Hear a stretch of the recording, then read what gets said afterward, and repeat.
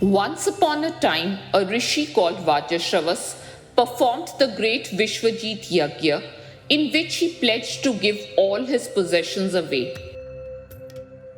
However, his little but intelligent son Nachiketa noticed that his father was only donating that which was of no use to him, like cows which had stopped producing milk. The bold Nachiketa walked up to his father and asked him, "O father, to whom shall you give me?" His father ignored his son's seemingly petulant question. But Nachiketa asked again and again. An enraged Vajashravas replied, "I will give you away to death." As soon as he had said those words, he was distraught and realized that he had committed a blunder. But the dice had been cast. The bold seeker Nachiketa decided to travel to Yam's abode himself. He was stopped at the entrance of Yam's ageless palace by his guards. Not only was Yam away, but also no one could enter this hallowed abode till invited by its master. Unperturbed, Nachiketa sat at the entrance of the palace, patiently waiting for Yam to come back. 3 days and 3 nights passed. Finally, Yam returned. To his surprise, he was greeted by a young, uninvited guest. Pleased by the young boy's persistence and ashamed that the little Brahman guest had waited at his house without food and without water, Yam granted Nachiketa 3 boons.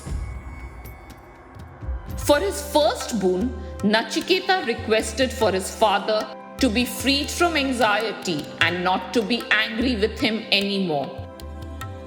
For his second boon, Nachiketa asked for the knowledge of that sacrifice which leads to heaven. As a special favor to him, Yam also declared that the Agni of that sacred yagya would be named after him. For his epoch-making third boon, Nachiketa stated the timeless doubt. When someone dies, some say it exists, while others say it does not exist, and beseeched Yam to explain the true nature of death. Yama was reluctant to grant this boon, for even the Devatas do not fully comprehend death.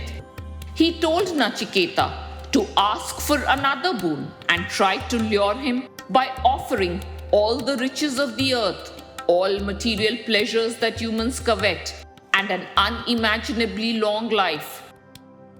Nachiketa was not swayed. He averred that those seemingly limitless joys were limited by inevitable death and hence were perishable.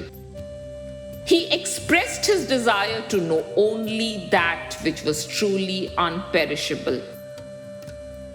The great Yama knew that he had found a worthy student and commenced his discourse. There are 2 paths with 2 divergent ends that present themselves to human beings: the path of Shreya or good, and the path of prayer or pleasurable. The unintelligent and ignorant choose prayer or the delectable path of pleasure and succumb to transient temptations and material joys. Having strayed from the true path, they keep going round and round in the endless cycle of birth, death, and rebirth. The intelligent choose Shreya or the preferable path of good and give up all attachments that lead to happiness and sorrow. They develop powers of concentration, meditate on the Atma within, and finally realize its divinity and oneness with the Purush or the Supreme Brahma. The Atma or the intelligent self is not born, nor does it die. It did not originate from anything, nor did anything originate from it. The Atma is unborn, eternal, changeless, and ancient. It is not killed when the body is killed.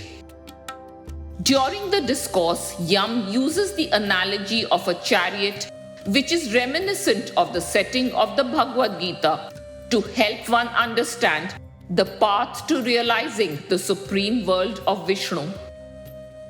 The body is like a chariot, and the senses are like the horses which are yoked to the chariot.